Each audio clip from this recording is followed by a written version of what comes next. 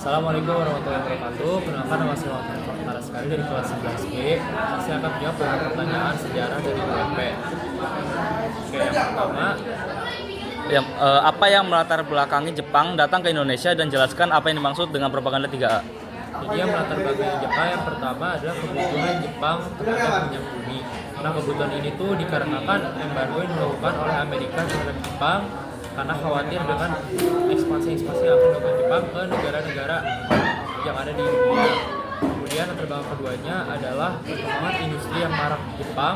Ya kan, karena perkembangan industri yang ada di Jepang itu, Jepang ingin mengajar ketertinggalan mereka atas bangsa-bangsa Eropa terutama ataupun bangsa Arab. Kemudian latar belakang ketiganya adanya ledakan penduduk yang terjadi di Jepang setelah adanya restorasi Meiji. Nah, ada untuk apa yang dimaksud dengan propaganda 3A?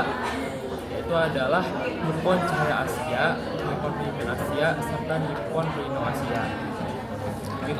Soal selanjutnya, jelaskan dampak pendudukan Jepang di Indonesia bagi rakyat Indonesia. Oke, jadi dampaknya ada positif dan negatif.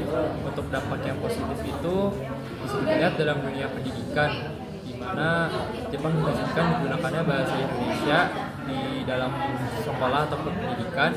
Kemudian Jepang memberlakukan jenjang sekolah, di mana saat ada SD, ada SMP, serta SMA.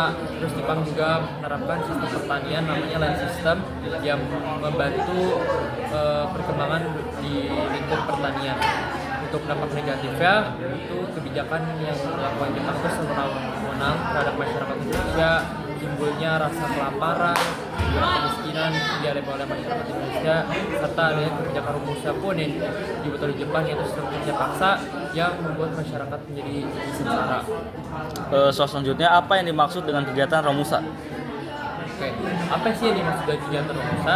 Kegiatan Romusha itu adalah suatu sistem kerja paksa yang dibuat oleh Jepang terhadap masyarakat Indonesia untuk membantu membangun infrastruktur yang dibutuhkan Jepang untuk mempertahankan wilayah dari serangan sekutu seperti membangun jalan, yang penarukan, ataupun membangun benteng-benteng pertahanan untuk Jepang.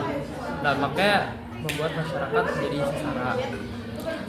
Soal selanjutnya, apa alasan sekutu membom Hiroshima Nagasaki dan bagaimana dampaknya bagi negara Jepang? Alasan sekutu membom Hiroshima dan Nagasaki itu karena ingin membuat Jepang menyerahkan syarat kepada sekutu, yang hasil akhirnya berdampak di mana Jepang menyerah pada tanggal 15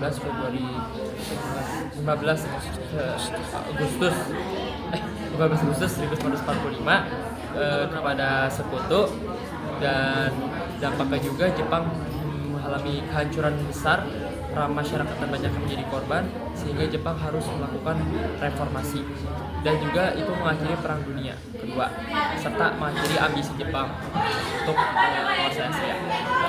Soal terakhir, peninggalan kebudayaan pendudukan Jepang yang masih nampak pada kehidupan masyarakat Indonesia sekarang ini, jelaskan. Peninggalan kebudayaannya seperti yang saya sudah jelaskan tadi, salah satunya adalah bahasa Indonesia, yang dimana bahasa Indonesia itu menjadi penting dalam dunia pendidikan. Saat itu pun sampai saat ini masih digunakan oleh negara Indonesia. Kemudian ada jenjang sekolah seperti SD, SMP, SMA, itu juga salah satu kebudayaan yang ada di Jepang yang sampai saat ini juga diberlakukan di Indonesia.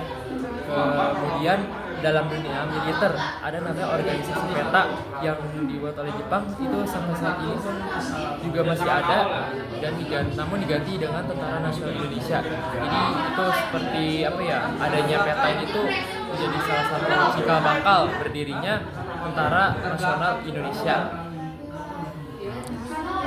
Sekian dari saya dan terima kasih. Wassalamualaikum warahmatullahi wabarakatuh.